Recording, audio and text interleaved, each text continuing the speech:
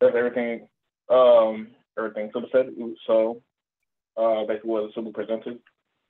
Since we're starting the Linux module, you'll be going to your search bar, you'll be typing in LTI, Linux Essentials. Here's the course right here.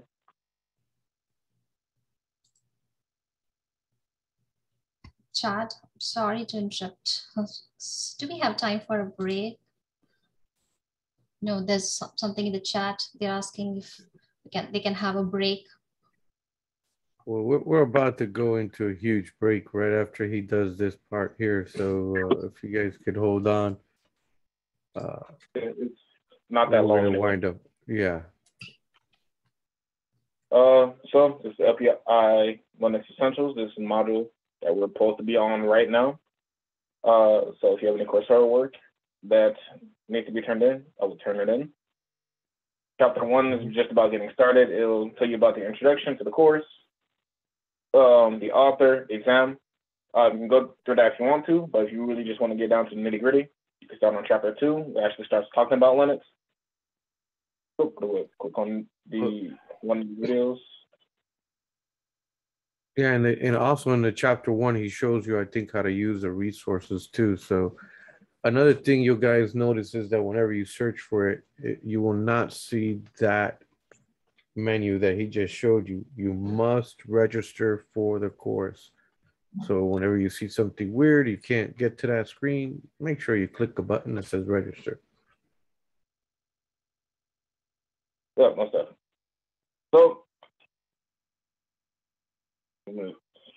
So basically the same layout as the videos that Subha's showing for the AWS Cloud Practitioner. Personally, you got your resources over here. The first few videos are usually just regular videos. Go over it, look over it. You can write notes if you want to. Again, there's interactive diagram, but he's going over it right now actually. That you can do, or you can download the transcript. All of those are fine, good and dandy. And I have to go over here and go to right by the resources tab and go to all lessons, so I can just choose from the list of what lesson I want to go over from whatever chapter I want to. For the first lab, there's a few ways to do this. Usually in A Cloud Guru. Well, I'll let it load first. They have servers for you you can do the assignment on the actual lab. Use the command thing, so I already went over this, but I'll go over it again. I'll say start lab. It'll take a bit to launch.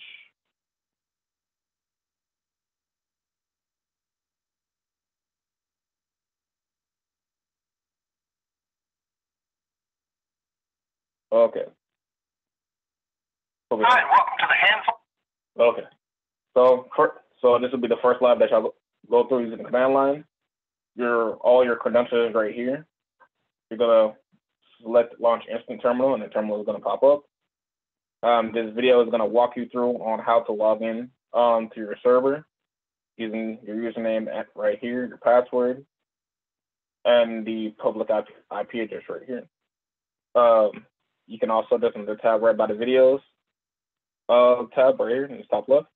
You can click guide, and it's a literal step-by-step instruction on what you're doing and how to do it.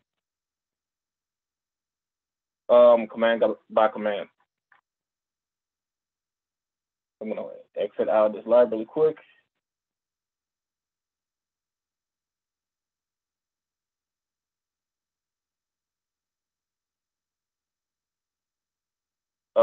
If you want to go all the way back, you can just press this little arrow to the left.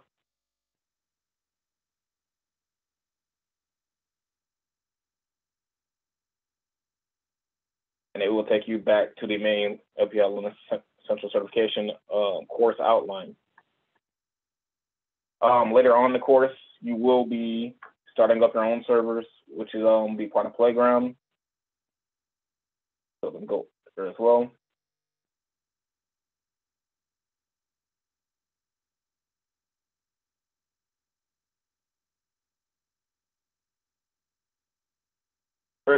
So just sandboxes, again, something you're going to be doing later, more likely when we're in AWS. We're going to get into that AWS development, and you're going to get into the AWS environment, be able to play around. This isn't really wouldn't be really for assignment purposes. You can if you want to, but this is before purely experimental playing around. Eventually, you're going to make your own AWS account as well. SSH, a launch terminal. We went over that with Suba, and these are cloud servers. This is what you could use if you want to play around with Linux. You'll be able to just click on here, add new server, choose your distro. Some of the labs may tell you to do this and tell you to choose a certain distro. So these are all distros that you'll go through. And some of them, even if you type the actual server name, I think. Yeah, they'll also come up. So, so like if you type Linux Essential or something like that. Yep. Linux Essential right there. Yeah, right there, you see? So that's the one for the course. The exact copy of what he is using. Yeah, definitely. Well, let's just say we want to create a Linux Essential server. Zone. Let's say North America. Size, you're always going to put micro. You don't need anything bigger than that. Right now, if you're experimenting with something huge, well, you'd be using something bigger. And tag, it really doesn't matter. You can put a tag on it to keep track of your servers, but I'm just going to leave that blank. I'm going to create the server. It's going to take time to create the server. It's going to have to, because it has to spin up those resources. It'll be similar for when we get into AWS and you'll be spinning up servers in there. Right now, A Cloud Guru is spinning up servers for you. So think of A Cloud Guru pretty much doing all the work for me because I'm just going and clicking on what kind of server I want and just starting it up. It's going to start up. It's going to say it is active, that it's green, and that it's working. From that point on, I'll be able to look at its information, username and temporary password to get into that server. And I'll be able to use these quick actions to stop the server, delete the server, as you see down here. And I'll be using the SSH terminal, which again, you'll be learning about the SSH terminal in Linux to log into this server that we just made. And it's still loading up. It's just not verifying SSH. And leave this server up for however you want. It's not, so this one that I just made doesn't expire till October 14th. It should save any work that you're doing on it. So feel free to use it whenever you wish. Just know that it eventually does expire and try to keep track of it. As you use it, that clock restarts.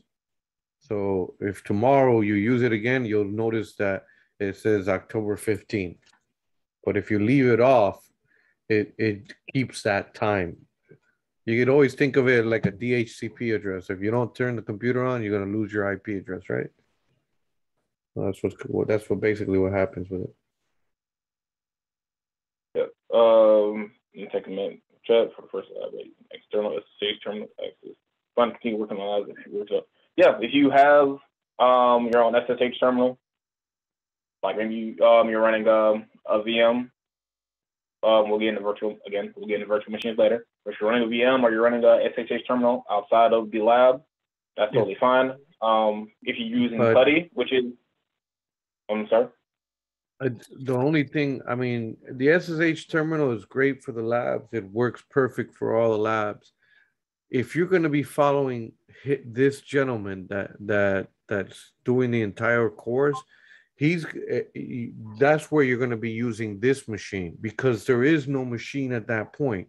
The terminal only lets you get to another machine. It will have no operating system in it. You will not be able to save any files. You won't be able to move and do things that he's going to be showing you to do. I strongly recommend, like I've said to other students, is bring up this guy, have it on a separate tab so that this server's up and running, and then play the video of what he's explaining. I'm not even talking about the lab. What he is exactly doing throughout all those videos, do it on your own on that terminal, that server that you just created. Little by little, you'll be saving it, and he's going to be progressing. As an example, he creates a file, then he moves it. He changes the rights of the file. He renames the file. All these things he's doing in there, and he's saving it, and he's creating folder structures, and he's saving these things so that when you continue to follow him, you'll have exactly the same folder structure. You'll have the exact same spot that he's on. Eventually, yes, there's going to be some labs, which is completely separate from what he's doing, and they're going to give you an ID and a password where then you can SSH from any terminal you feel like it to connect to that server, because you're going to connect to that special server that they already created with what their own files in there. If you do not create a server and follow the gentleman word for word what he's doing, hit stop, rewind, do it again, hit stop, rewind, do it again, understand exactly what he's doing. If you copy and paste from whatever that little instruction book, or what I like to call the cheat sheet is, yeah, you're going to accomplish the labs. Yeah, you might even fool the computer of it believing that you completed the entire course and that you're certified. But my friend, when you go and sit in front of a terminal in real life and you get your job, that's when you're going to be sweating it out, because you didn't go and follow this gentleman and hit rewind back and forth to understand everything he's doing. This course is, this and a lot of the courses that I've seen so far in here requires hands-on, not only on the labs, but for you to actually have an actual Linux machine spun up and doing it yourself there. Not only waiting for the labs, because when you get to the labs, he's going to do, what's going to happen is all those videos and all those things that he taught you up to that lab is what's going to be encompassed into the lab. It's going to ask you to do everything that he's just said he did in the 5 or 6 videos from before. But if you didn't stop, you didn't play, rewind, and go with it on your own Linux machine on that little playground, I assure you, unless if you've been dealing with CLIs all your life, you're going to be lost. CLI is not an easy thing. That would be the command line interface or your shells.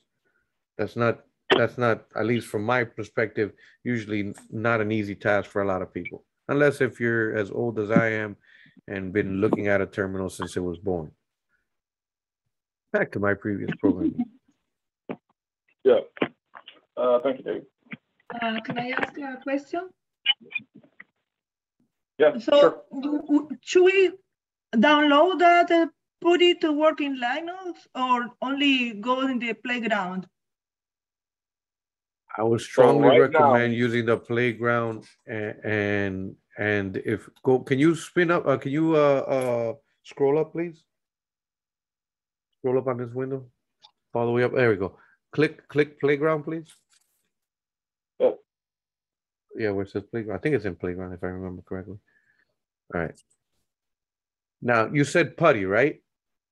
You'll notice that if you do not need a server up and running, click instant terminal, please, in the middle.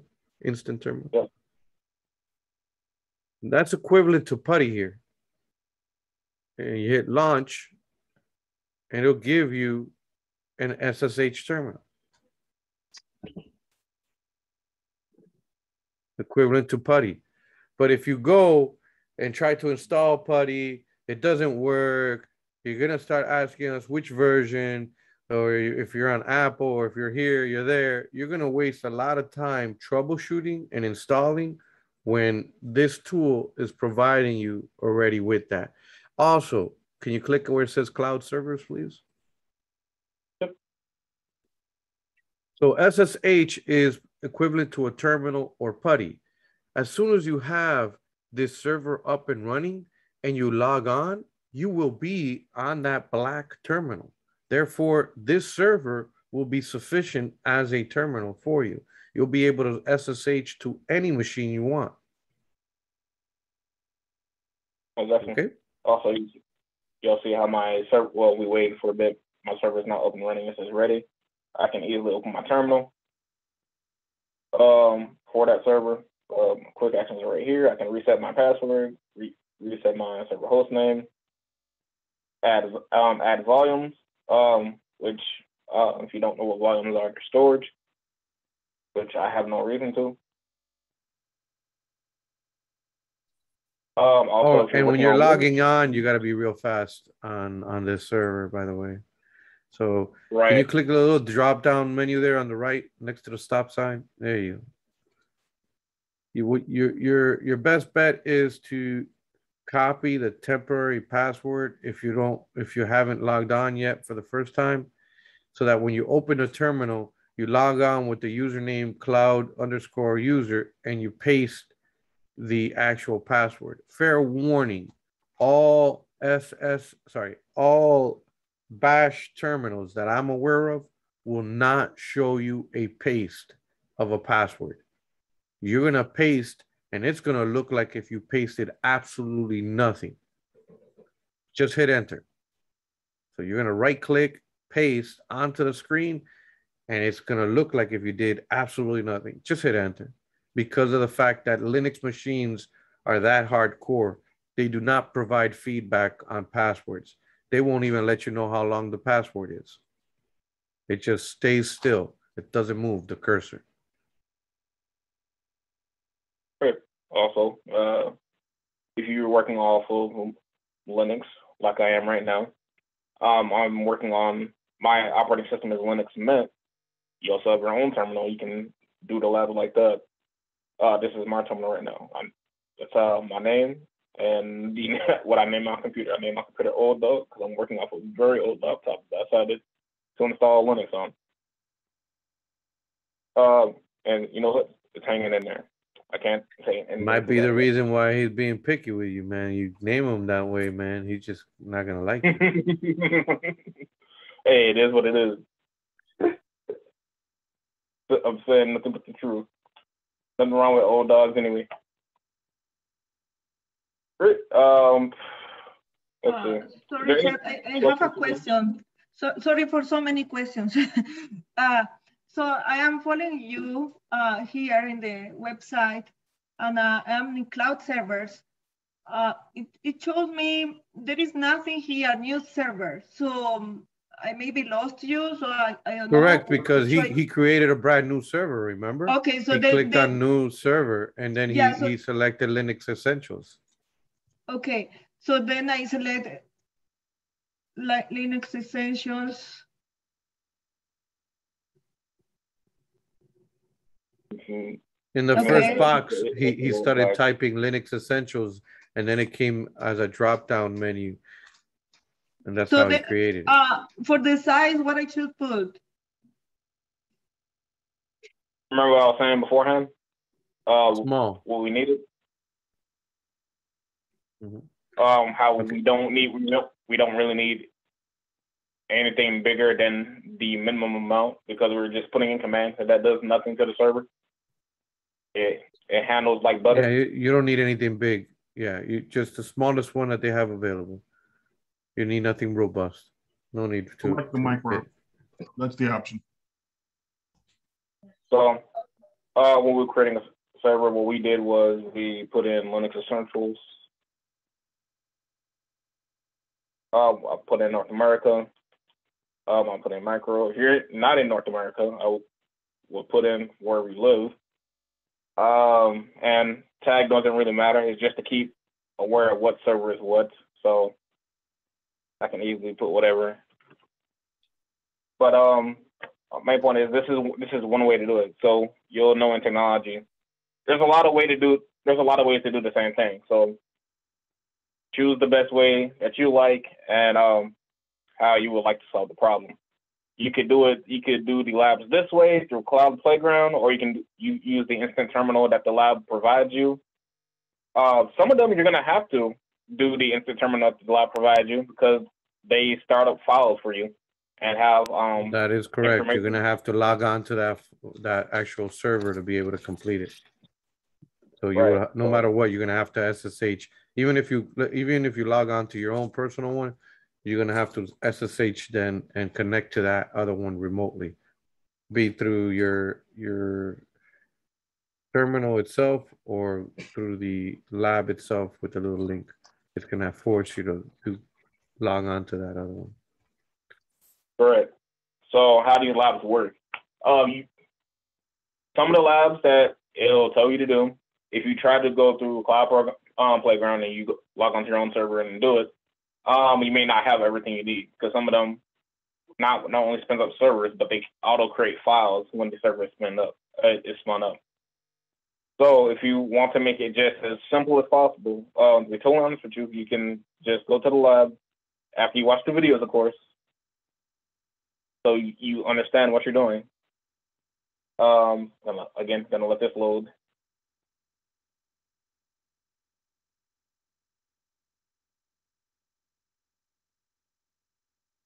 I'm gonna say also you see it tells me the time and the day that I stopped it. I canceled September 30th, 7:31 p.m. Also tells you the completion time, so try to do it within that time limit, or the lab will time out. A lot of these labs have different time limits. This one is just very simple, so they only give you 15 minutes.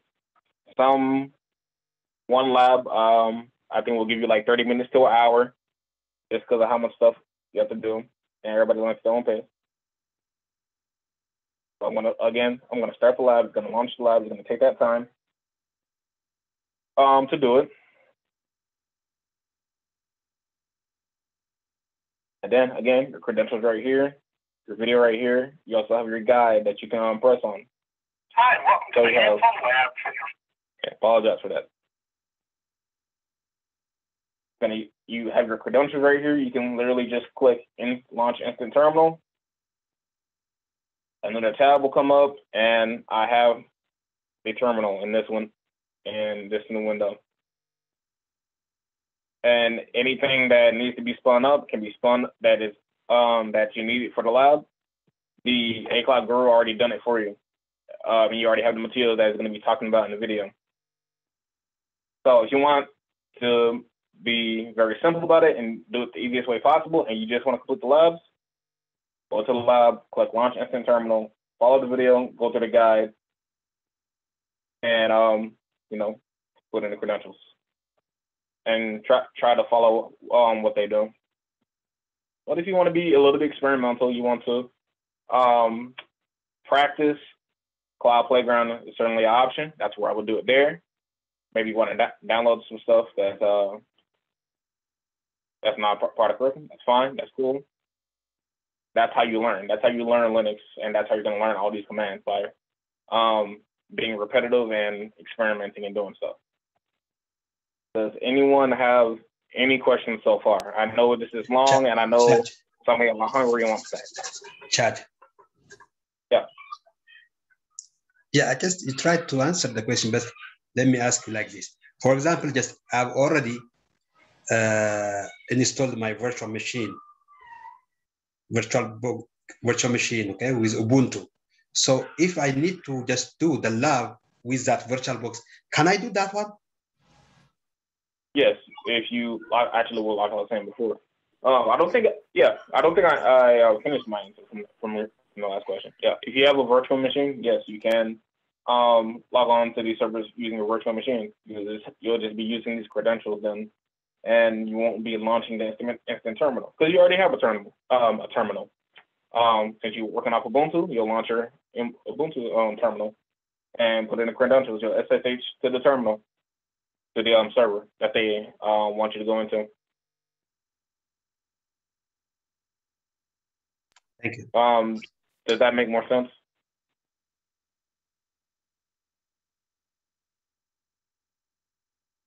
Hello?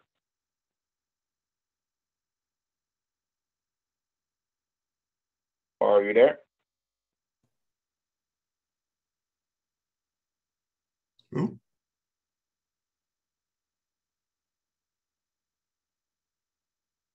Hi, Chad. Yes, can you hear me? Yeah, I can hear you. Okay. So I have a question. Sure. So the first course on A Cloud Guru is Linux, right? Correct. And this is the first course we're supposed to register for. So all these stages or steps you went through, we're supposed to do the same thing, right? Sorry, could you repeat that lesson? All the steps you went through registering for the course, we're supposed to do the same thing, right? Yeah. So a lot of steps that I went through, what I just showed y'all was actually 2 ways to do it. The very last steps where I told you about going straight to the lab and launching the instant terminal, yeah, that's a way you can do it. That's the simplest way to do it. The cloud playground, yeah. I'm sorry. So on Canvas, is there like an instruction on the steps? On Canvas, is there an instruction on how to navigate A Cloud Guru? Is that what you're asking? No, how to navigate to the server part you showed to create a server. Create a server. I don't believe so.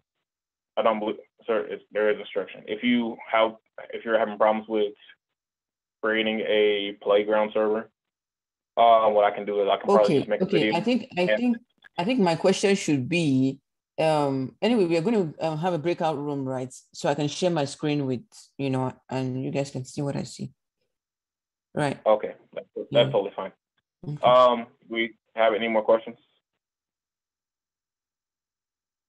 About Linux, about the module that we're officially starting?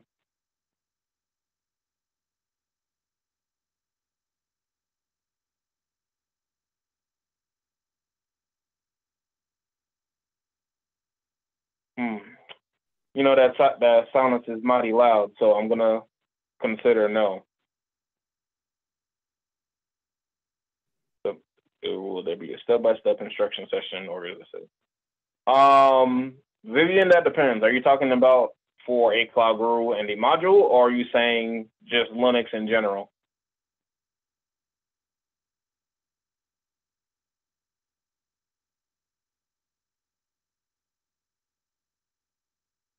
For A Cloud Guru, this is it. If you're talking about the actual material, we're gonna be having touch points throughout the time we're in Cloud Guru.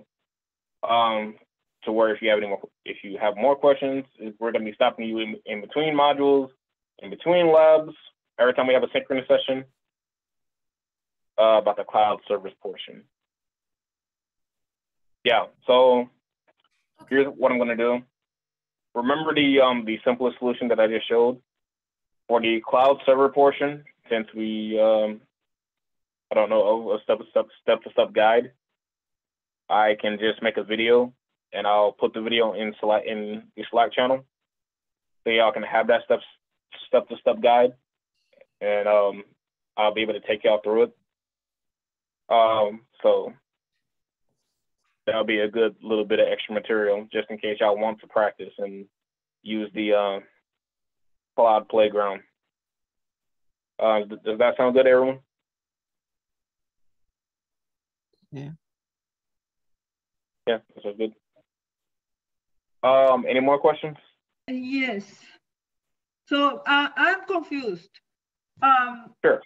So the server that Diego told us to create, so that server will be to work on the labs, or this is completely new for me, so I'm trying to understand and follow the steps.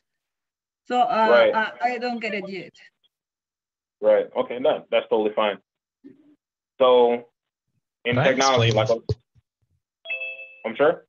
I was gonna ask if I can complain like my interpretation of the cloud playground thing that Diego brought up during the lessons. Yeah, sure. I understand the playground.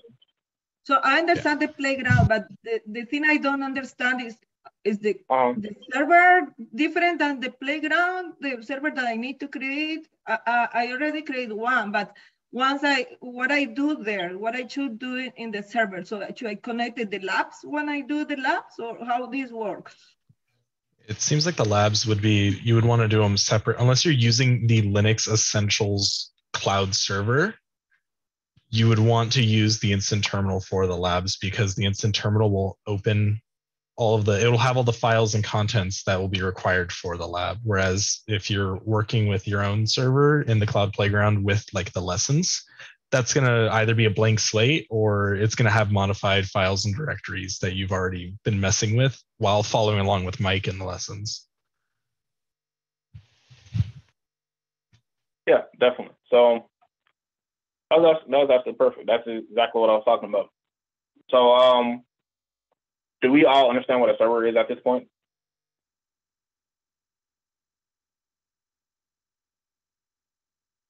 At this point in time in the course, since we've been through Coursera, we have that basic fundamentals of computing.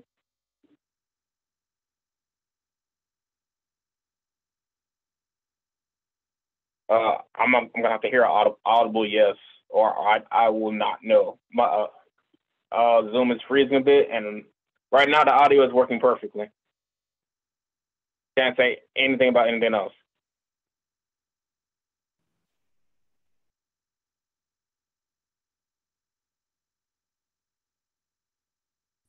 You can explain it again, what a server is. Okay, sure. Think of a server as, you know what, just to make it simple, just think of a server as your computer with a lot more space, a lot more computing power inside of it. That can connect with multiple clients, can be set up for multiple things. So in the lab, like the lab I just showed you inside A Cloud Guru, when I did it the very simple way, and the lab launched, think of turning on your computer, and files that weren't there before, they automatically get spun up, and everything you need to do is right there.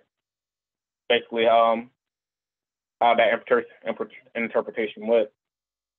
Now, think of Cloud Playground as a computer that is totally brand new. You did nothing on it. Every time you create one, it's going to be a very blank slate. There's no files in there until you put the files there. So think of Playground as brand new computer, nothing there until you put it there. Once it's there, it's there. And think of the lab servers as think of it as your own computer and stuff already being there, and it's everything that you need for that particular assignment.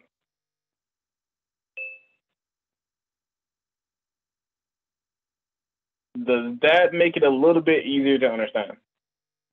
If it doesn't, please tell me. So then the server will be like the instant open terminal. The playground will be the playground. So are those two things different? The playground and open terminal? The instant, what is the name here? Okay, so the terminal is something you're going to be doing for both servers, and it's also for operating systems as well. So think of a terminal as a car, and it's getting you to your destination, which is that server. I think it's a little bit easier to understand if you think of it that way.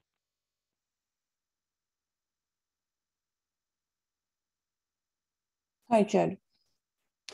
Is it okay to say that this server will make more sense when we start the Linux?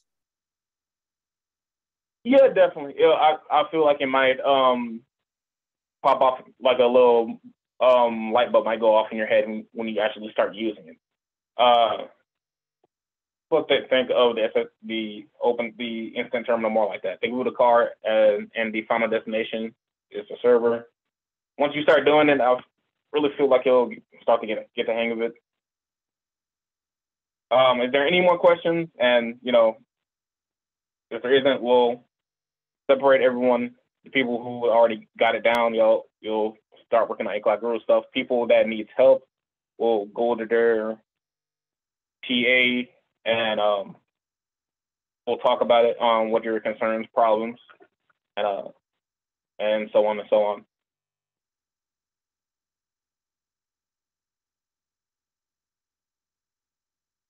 So as of now, any questions?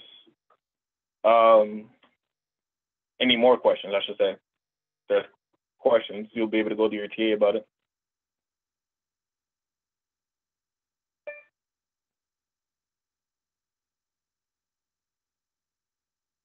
Okay. I'm gonna assume by the silence there are no more questions. It's 8:02 right now. So we're gonna go ahead and go into breakout rooms. You should be able to go to those breakout rooms. They're at the bottom of your screen on Zoom, and you'll be able to join any room at will. Chad, excuse me. I don't think they had a break yet, or if they will.